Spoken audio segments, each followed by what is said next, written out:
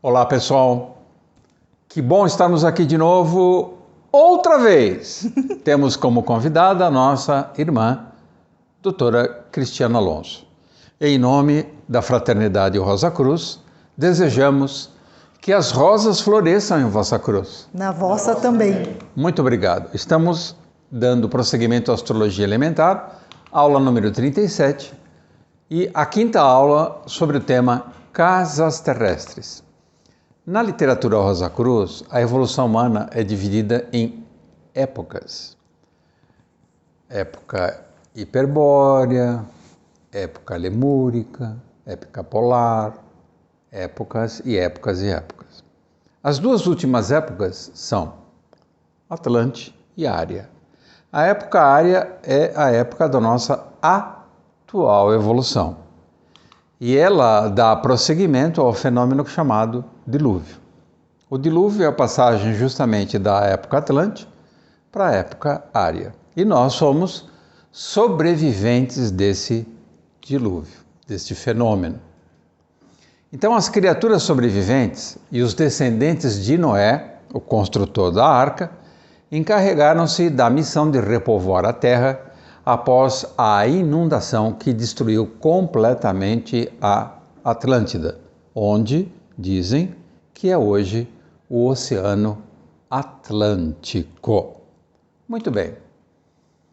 Na época Ária, que é essa atual, que foi inaugurada após o dilúvio, é chamada também Idade do Arco-Íris. Por que Idade do Arco-Íris? Porque aquela névoa densa que predominava na Atlântida não permitia que os raios solares chegassem com claridade e intensidade na superfície da Terra. É como se realmente uma nuvem espessa impedisse a penetração dos raios solares. A partir do momento que essa névoa úmida desceu, que é a chuva, o dilúvio, inundou os recintos mais profundos da Terra, formando oceanos, lagos, etc., rios, até a atmosfera ficou rarefeita, ficou aérea. Isso é muito importante. Porque na medida que ela ficou aérea, os signos do elemento ar ganharam proeminência. Então, a época área é uma época que privilegia o elemento ar, ou seja, os signos de Gêmeos, Libra e Aquário. E, portanto, a exaltação da razão, do conhecimento e da ciência. O planeta que se dá muito bem nessa época é o planeta Mercúrio, que desenvolveu basicamente todos os recursos maravilhosos, surpreendentes da civilização humana, principalmente no campo das comunicações, das telecomunicações, o florescimento da cultura, das universidades, as gráficas, as impressões, as editoras. Toda forma de divulgação do conhecimento tem a mão do deus Mercúrio. E quem sabe usufruir dessas bênçãos dessa época dá um salto evolutivo. Doutora Cristiana, como é que você vê esse papel mercurial hoje no nosso desenvolvimento? As pessoas que são carentes do planeta Mercúrio têm mais dificuldade de se adaptar à evolução, à vida na Terra? O Mercúrio é um dos planetas que comanda a nossa mente, né? O Mercúrio e a Lua interferem na nossa arquitetura mental. Então, sim, dependemos do Mercúrio para organizar a mente e poder atuar no mundo, né? Sim, maravilha. Então, a época Ária, que é a que nós vivemos atualmente, é o império da divisão, porque o intelecto tem esse problema, vamos dizer assim. Ele é divisionista, porque no intelecto tem a função da análise. O intelecto desenvolve a função da análise. E a análise é basicamente a arte da divisão, da separação. que é o império da divisão e da separatividade. Aí que entra a questão que nos interessa de perto, que isso gera uma disputa territorial. A Terra começou a ser fatiada e também a humanidade deixou de se ver como uma comunidade integrada e o processo de enaltecimento do ego, da individualidade, foi ganhando cada vez mais espaço. Então, a vida em comunidade foi gradualmente sendo transferida por um investimento nas habilidades pessoais, ou seja, nas suas qualidades particulares. Portanto, isso favoreceu a vaidade, o orgulho e o mundo como a gente vê hoje, que de alguma forma privilegia as pessoas que são muito talentosas, que despontam na mídia, que se transformam em celebridades no campo da arte, da ciência, da política. Então a ideia do indivíduo brilhante, abrilhantado pelas suas qualidades, também é um efeito dessa natureza aérea, dessa nossa época ária. Então essa divisão territorial fortalece essa ideia que nós estamos desenvolvendo agora, que é a ideia de casas terrestres. As casas terrestres são subdivisões e delimitações de setores específicos conforme as demandas do processo civilizatório e das atividades humanas.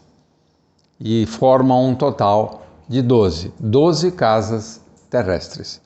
Setores bem definidos, bem determinados, onde se desenvolvem as principais atividades humanas. Então o planeta Terra está completamente nas mãos da humanidade. Depende da humanidade o futuro do planeta Terra, porque nós passamos a dominá-la e explorá-la, fatiá-la, e tentamos extrair de cada pedacinho do nosso planeta o máximo de riquezas para o nosso próprio benefício. Então esse império do ego é terrível por um lado, porque ao mesmo tempo que desenvolve a individualidade necessária, gera esse tipo de egoísmo que muitas vezes desconsidera completamente o coletivo, desconsidera a saúde, inclusive, do próprio planeta. Doutora Cristiana, já que você também trabalha na área da medicina, como que é essa questão do desenvolvimento da individualidade também comprometer a saúde da Terra e, por tabela, a nossa saúde? Então, o preço da conquista da individualidade, de alguma forma, envolve a doença? O que você acabou de mencionar aí sobre a questão do ego. A questão é que o ser humano não tem como, hoje em dia, separar o desenvolvimento da individualidade, ou seja, dessa integração que é necessária para se tornar um indivíduo de corpo, mente, espírito, não tem como separar isso do ego. E o ego, ele é naturalmente egoísta. O maior companheirinho do ego, que anda de mãozinha dada, é o egoísmo. O egoísmo vai gerar todos os tipos de males, inclusive as doenças. E hoje em dia o egoísmo está sendo fomentado pela ciência materialista. Hoje em dia não, já faz bastante tempo, né? O Max Randall, fundador da nossa escola, mais de 100 anos atrás, já definiu como o câncer da humanidade o materialismo e o egoísmo. Veja, isso há mais de 100 anos atrás, não tinha nem celular ainda. Incrível, né? Então, nós, humanos, loteamos a Terra, aqueles que podem, ou que merecem, se vocês preferirem, ocupam os melhores cantos, os melhores recintos do planeta, com melhor clima, com mais riquezas naturais, com mais benefícios civilizatórios, e os menos favorecidos são empurrados para as periferias do planeta. E isso acontece também no nosso tema natal. Quando nós olhamos as nossas casas terrestres, existem casas que são beneficiadas, existem casas que são, de alguma forma, empobrecidas, que mostram que há poucos recursos ali para serem empregados. Então nós temos que, de alguma forma, compensar e correr atrás dessas valiosas oportunidades que muitas vezes não estão tão evidentes. Nós vamos ter que fabricá-las. Assim como existem casas que estão muito bem definidas as benesses que nós recebemos através do destino. Então, as casas terrestres definem experiências e oportunidades distribuídas através de 12 setores. E também restrições, também dificuldades, obstáculos, todo tipo de experiência. Do ponto de vista espiritual, não há experiência ruim. Mesmo uma doença é uma oportunidade de aquisição de consciência, de perceber quais são as causas dos nossos erros. É assim que funciona espiritualmente, Cris? Sim, o Max Rendel até define essas oportunidades representadas por esses 12 departamentos do zodíaco, onde vamos viver essas experiências que o destino nos propõe. Ele até recomenda que essas oportunidades sejam transformadas no pão da vida, que vai criar e alimentar a nossa alma. Então, nessas oportunidades, podendo aproveitá-las, estamos criando alma, olha só. Então é através da casa terrestre que nós desenvolvemos a alma. Sim. Do pão retirado dessas casas. Né? Da essência, das experiências. Então, de certa forma, em cada casa, nós temos que fabricar o pão específico que ela requer. E desse pão extrair a alma. Me parece que é isso, né? Legal. Então, durante a encarnação, o nosso tempo de encarnação, temos por tarefa fundamental extrair do laboratório da existência, como disse a doutora, a essência dos ensinamentos. Não é ficar preso ao fato, nem à experiência em si, mas colher conteúdos daquilo que experimentamos. Porque enquanto não realizamos esse extrato, enquanto não extraímos esse suco da experiência, o mesmo evento se repete e nós entramos no ciclo terrível do eterno retorno. Enquanto a lição não é aprendida, ela se repete. E isso nós não podemos reclamar, protestar, porque isso é uma incapacidade nossa de aprender. Muitas vezes por orgulho ou por teimosia. É assim que funciona? Sim, e eu estava aqui pensando enquanto você estava falando que se a gente foca o olhar na experiência e na extração desse suco que vai produzir a nossa alma, o ego automaticamente vai perdendo força. Legal. Porque você não vai focar nos personagens que estão ali compondo, achar que tem alguém com alguma coisa contra você, que você está sendo perseguido. Não, são só experiências que estão sendo oferecidas pelo destino, justamente as que você precisa e merece, porque os anjos do destino sabem exatamente o que precisamos. E se está sendo oferecido, vamos extrair o melhor daquilo. Então, a mudança do olhar, a forma de ver as coisas, vai automaticamente possibilitando a suplantação do ego, a superação desse ego, que é o maior entrave para o nosso desenvolvimento espiritual aqui na Terra. Então você vê que curioso, o ego foi uma conquista maravilhosa da época ária, que é a ideia que nós somos indivíduos, a nossa identidade, e ao mesmo tempo ele é nosso maior inimigo. Ele nos tiraniza. Nos tiraniza. É um tirano. Interessante essa duplicidade do ego. Pois é. Então, a essência dos ensinamentos que estão sempre contidas nas lições, indicadas pela configuração planetária em cada casa terrestre. Mesmo que na casa não tenha planeta, porque nós podemos olhar o planeta regente daquela casa, onde ele se localiza, os aspectos que ele faz e assim por diante. Não existe casa inoperante, todas têm função. Do mundo ordinário, esse é o grande segredo espiritual, podemos e devemos colher experiências que vão muito além do ordinário, ou seja, são extraordinárias, que podem e devem abastecer e potencializar a nossa alma. Assim sendo, a nossa escalada evolutiva, a nossa velocidade de crescimento aumenta muito.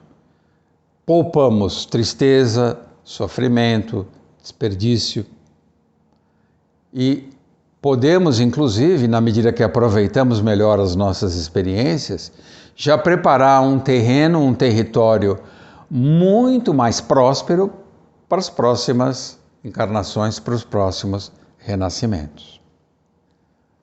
Muito obrigado, doutora Cristiana. Eu que agradeço. Valeu. Temos aqui novamente o nosso convidado, o Dr. Ricardo Leme, conhecido interplanetariamente como Anjo Bom. Obrigado, Ricardo. Obrigado a você, Oswaldo. Então, do mundo temos que colher experiências extraordinárias. Fabuloso, né? Por quê? Porque a época ária, que é uma época de Mercúrio, do Império Mercurial, da comunicação e da razão e da lógica, aparece esse verbo, esse logos, essa palavra, essa lógica. E nós temos na civilização ocidental um investimento maciço na lógica instrumental, na lógica superior e através das igrejas, das religiões, dos livros esotéricos e místicos, a lógica divina. Então, nós temos que aprender a fazer uma combinação equilibrada da lógica instrumental, que ajuda a criar métodos, formas, utensílios para que o nosso dia a dia adquira maior funcionalidade e rendimento. A lógica superior, através, por exemplo, da ética e da filosofia. E a lógica divina, que é tentar compreender, por exemplo, com a astrologia, como é que as coisas funcionam na intimidade. Então, nós temos o desenvolvimento da ciência, da filosofia e da espiritualidade. Um bom representante do tarô dessa combinação é o eremita. O eremita, ele tem o manto cósmico azulado, ou seja, a sabedoria das hierarquias divinas ou signos. Tem o bastão tocando a terra, a casa terrestre, para reconhecer o terreno que ele está pisando. E tem a lanterna orientando o Mercúrio, orientando o seu caminho.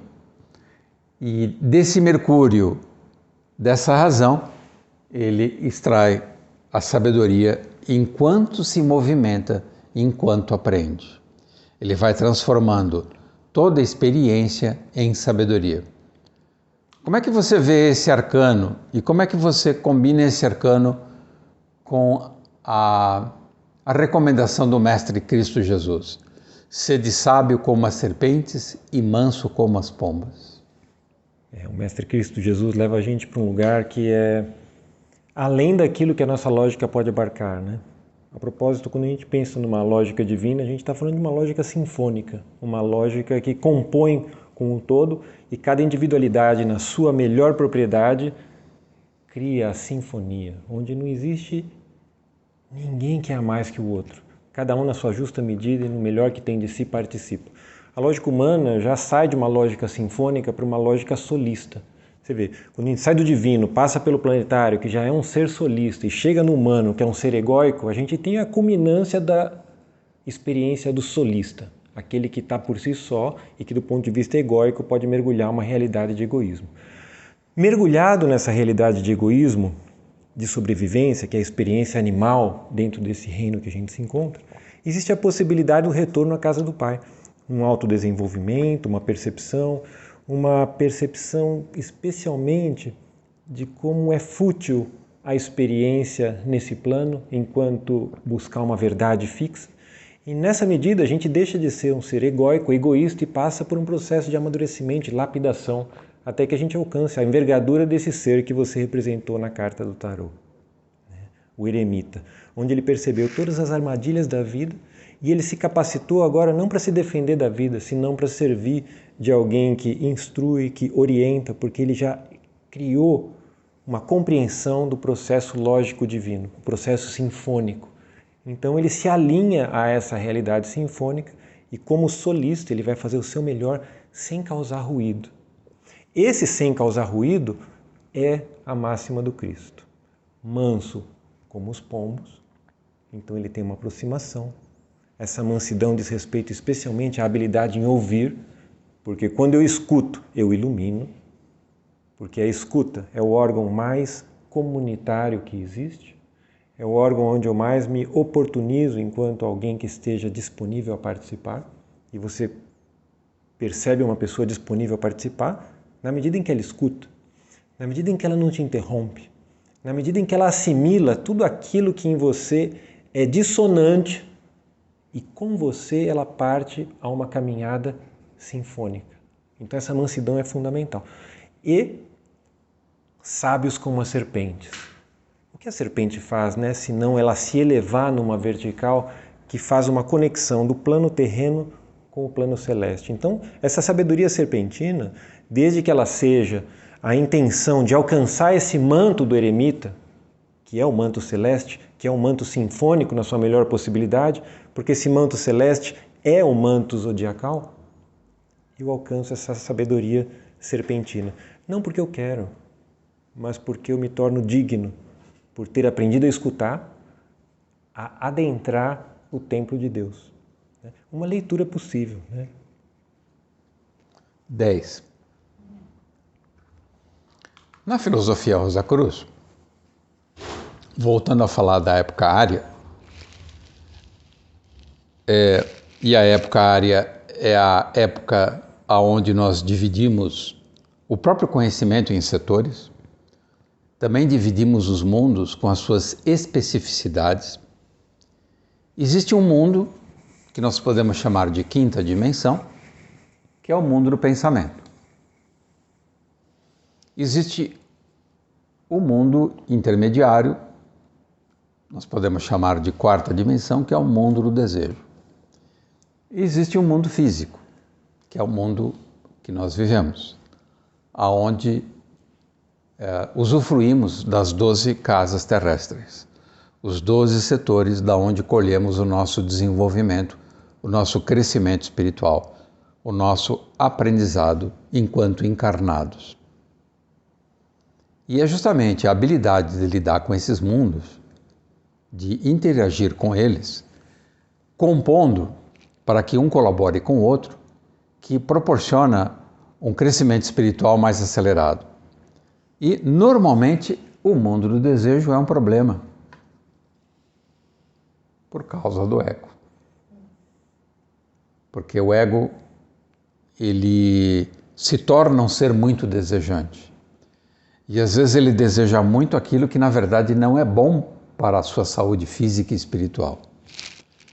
Então, eu pergunto para você, Dr. Ricardo Leme, neurocirurgião, como educar o ego para que ele não seja uma criança arbitrária, chorona, mal educada, pidonha?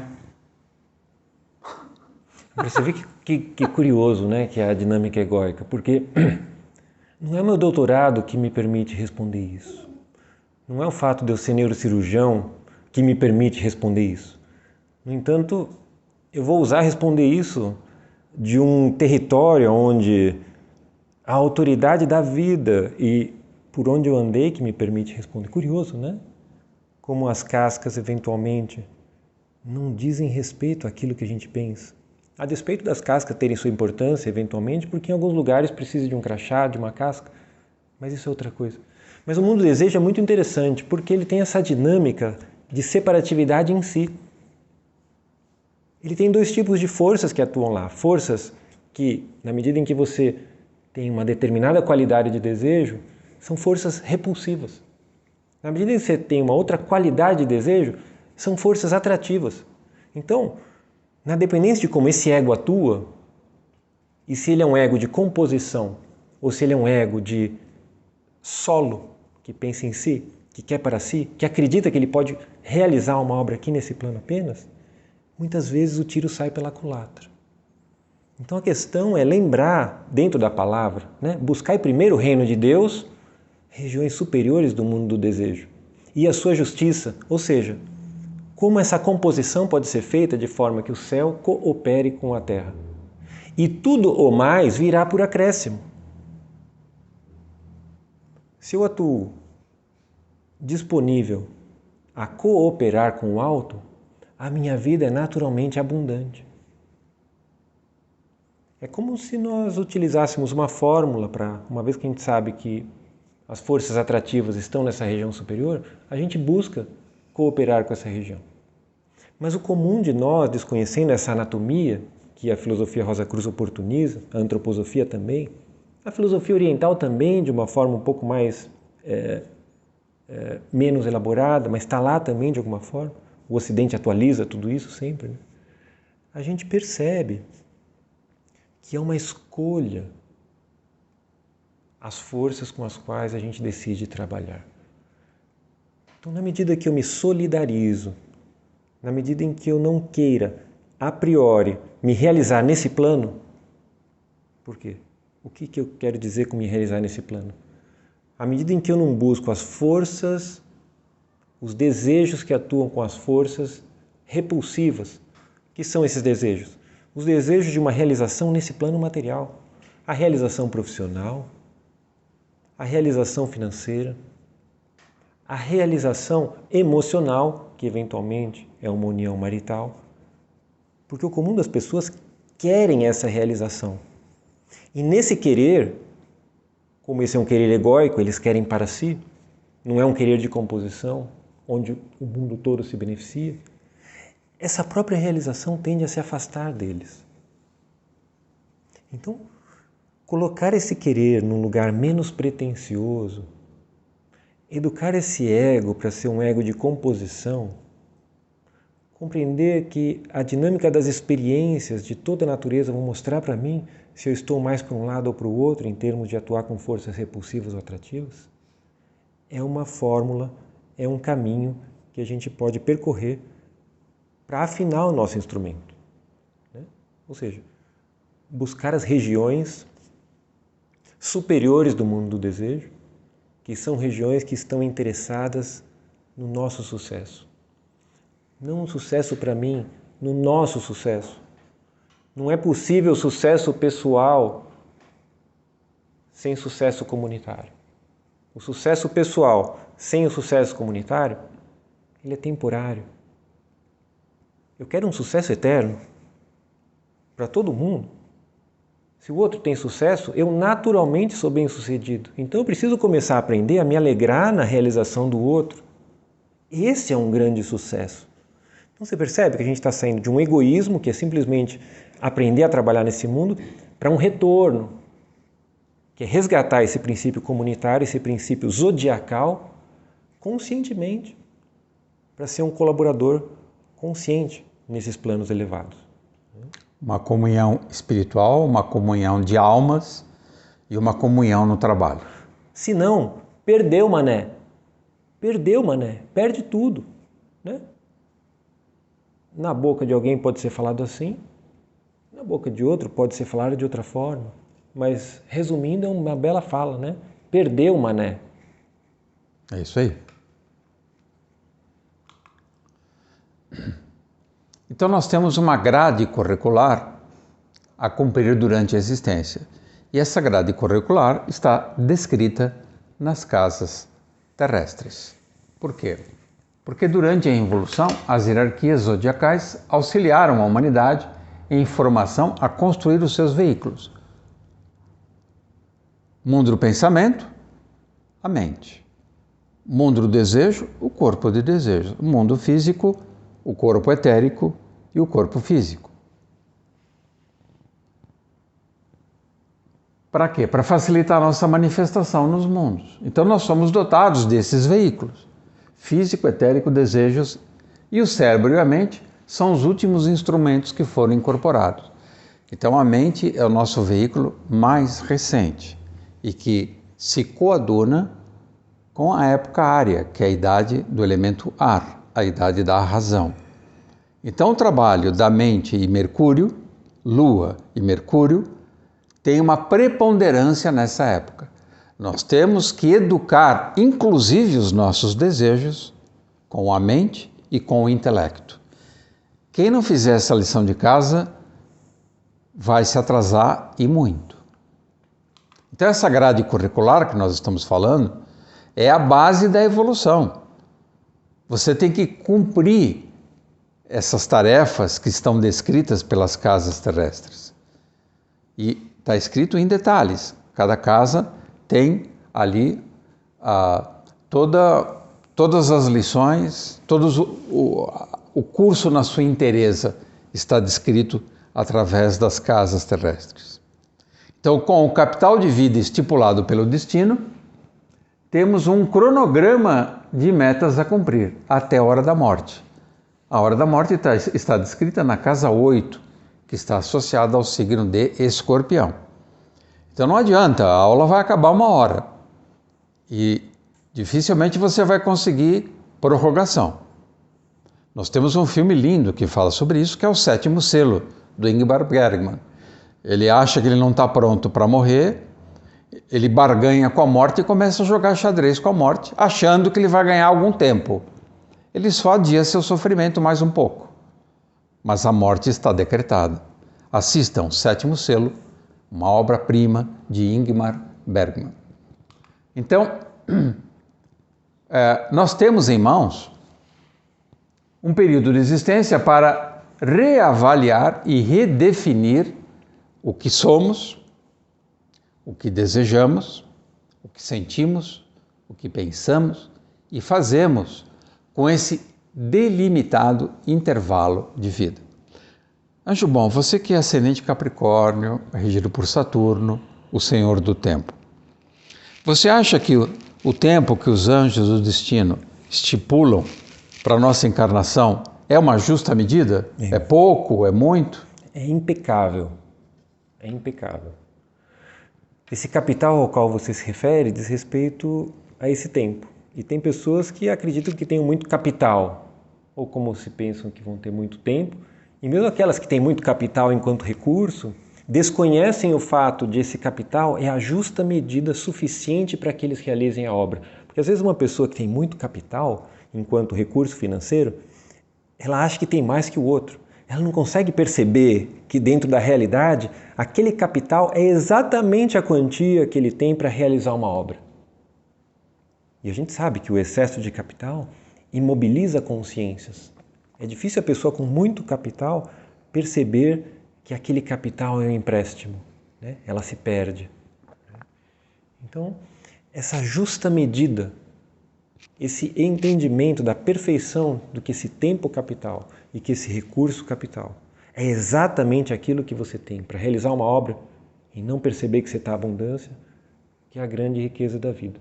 Por isso que o presidente do outro país falou uma vez em rede de televisão: ou logra ser feliz com pouco, ou não logra nada.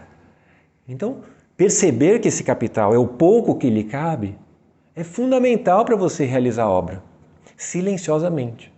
Senão você cai na tentação da comparação, de se perceber mais ou melhor que o outro. E nesse tempo que você perdeu se percebendo mais ou melhor, você deixa de realizar a obra. E a desigualdade prossegue. A desigualdade no sentido da sinfonia.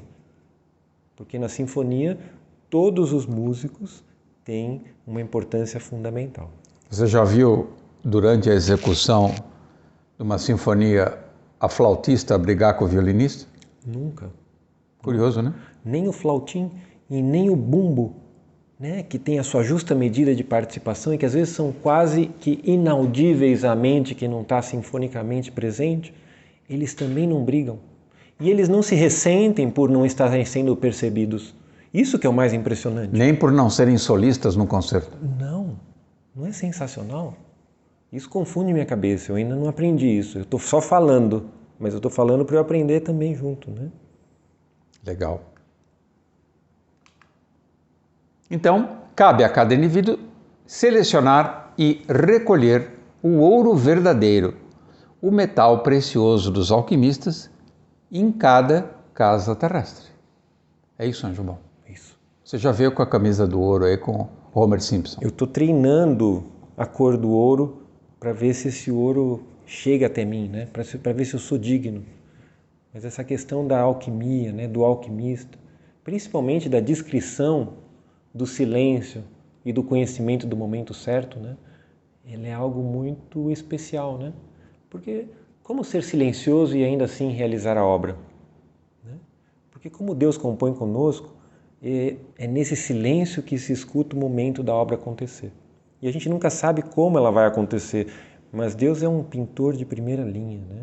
E aos poucos ele vai fornecendo a aquarela para que esse arco-íris, que é, você disse muito bem no começo, né? A ligação do céu com a terra, ele seja pintado com a nossa participação, inclusive. Maravilhoso. Isso é alquimia, né? Lindo. Obrigado, Angel. Eu que agradeço. Show. Temos agora a nossa convidada que acabou de cair de paraquedas diretamente de Porto Ferreira, Maria Gabriela. Tudo bem? Como é que estão os pãozinhos? Muito bem, graças a Deus. Ótimo. Vamos falar sobre as casas pessoais, Maria Gabriela. Você me parece uma pessoa bastante vaidosa. Você é vaidosa? Bastante, não diria. Vaidosa, sim. Como é que você lida com essas suas casas pessoais? Como é que você se admira? Você se acha inteligente? Me acho. Não deveria, mas me acho. Não, nós estamos com você. Olha, quem nos acompanha tem que aprender a sinceridade entre amigos e irmãos. Né, não tem muita falsa modéstia aqui. Tá. Né? Então, você vai falar um pouquinho rapidamente sobre as casas pessoais, tá? As casas pessoais envolvem os planetas, os signos, perdão, do elemento fogo.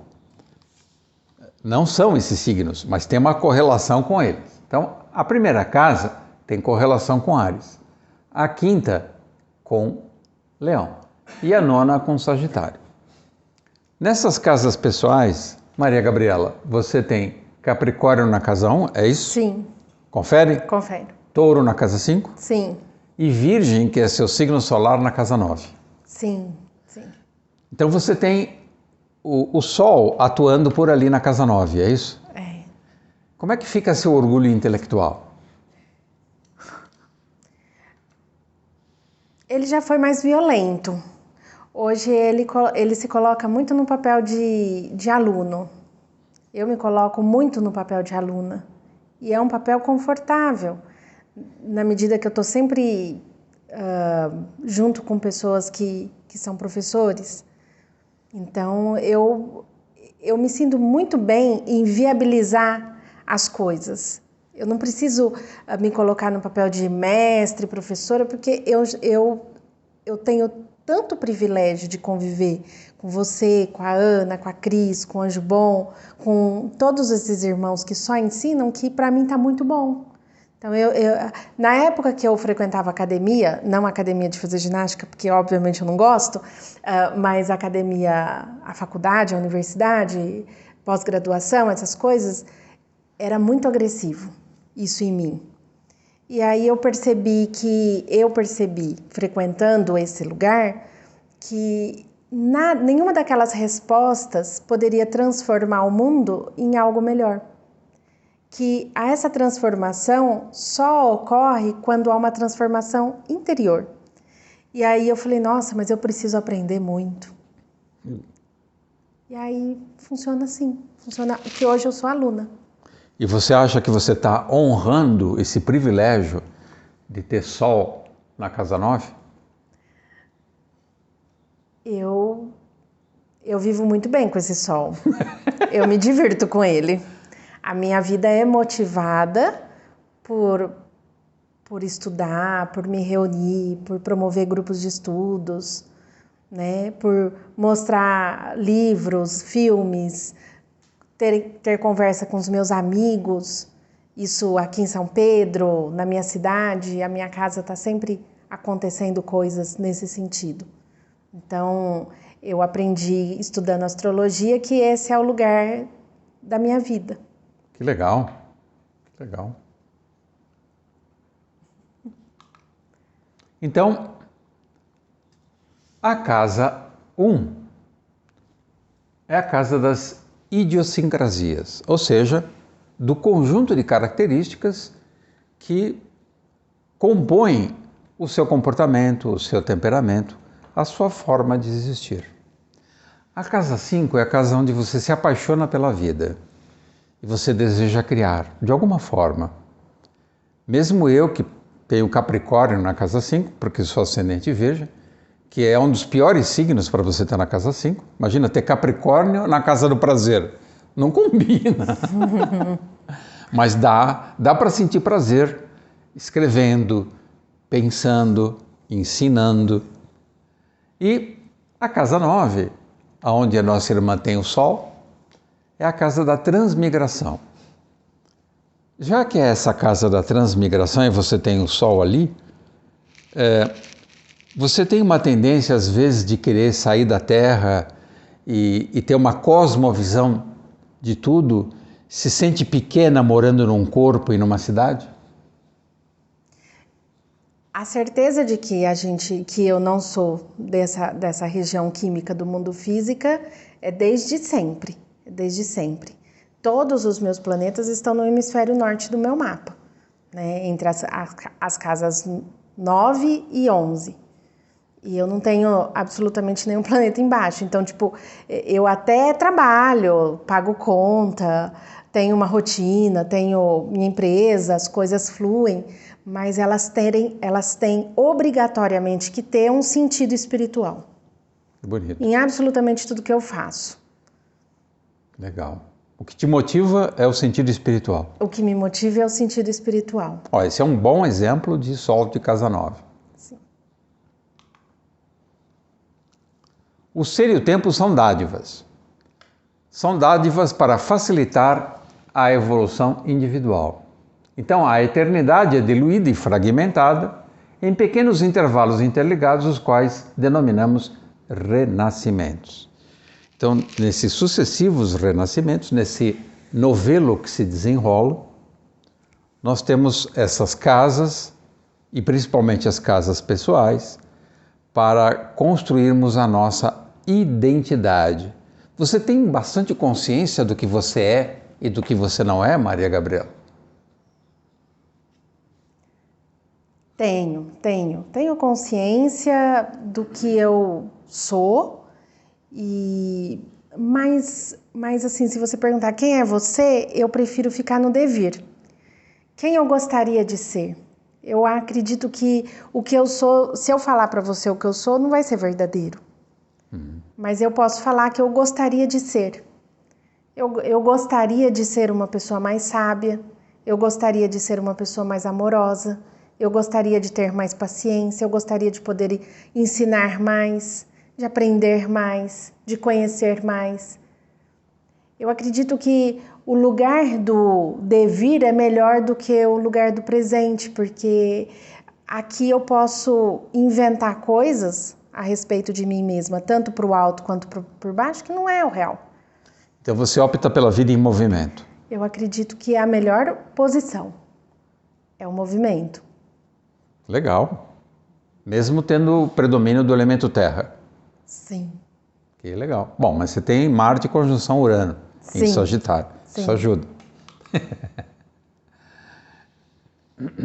Assim sendo, demonstra sabedoria quem investe na qualidade do caráter para incrementar talentos e habilidades inatas. Aquilo que é inato, na verdade, foi cultivado em vidas passadas. Não existe nada que nasce de graça. E isso a gente olha nas casas pessoais. Como funciona isso, Maria Gabriela? Hoje em dia, principalmente quem é mais jovem, tem uma visão crítica a respeito da meritocracia. acha que meritocracia é um engodo, é uma conversa de burguês. Mas como é que fica isso? Por que existem pessoas que nascem muito dotadas e outras pobres de alma? Pela teoria do renascimento, né, que a gente tem como base dentro da Fraternidade Rosa Cruz, a lei da ação, da reação, existe sim uma meritocracia, existe uma construção de talentos e habilidades que você traz nos seus corpos. É lógico que você nasce, por exemplo, numa família... A minha família é literária, né? Todo mundo lê muito, todo mundo estuda e escreve muito bem, né? Então, isso é praticamente uma condição que a gente nasce já sabendo que é desse jeito. Não somos músicos, mas isso é trabalhado desde o começo. Um lê para o outro... um compra livro para o outro. Há um estímulo. Há um estímulo. Natural. Natural. Mas não tem um estímulo para a música. Mas a gente sabe que da nossa família todo mundo escreve, fala e lê muito bem. Olha só. Então isso está correlacionado com o cultivo de habilidades durante vidas. Exato. E essas pessoas que têm essas mesmas afinidades, pela lei da atração, acabam encarnando nos mesmos núcleos familiares ou comunitários. Eu posso falar seguramente 4 gerações da minha. Olha aqui, você tem concreto 4 gerações. 4 gerações. Perfeito. Intromissão lucífera nas casas pessoais. Complicou. Por quê? Porque, segundo reza a filosofia Rosa Cruz, os anjos lucíferos, através do planeta Marte, interferiram na fabricação do nosso sangue e na estimulação da nossa coluna vertebral, que é a serpente. A serpente que pode ser a serpente da sabedoria ou a serpente que tem um veneno fatal. Se essa energia serpentina descer, se torna fatal. Se subir, se transforma em iluminação na casa 9. Aqui nós gratificamos os desejos inferiores e lá nós buscamos a luz espiritual da casa 9. E a nossa irmã Maria Gabriela já nasceu com a luz na casa 9 porque ela tem sol de casa 9. Isso é um ganho, é um agente facilitador enorme. Você já nasce desejando luz.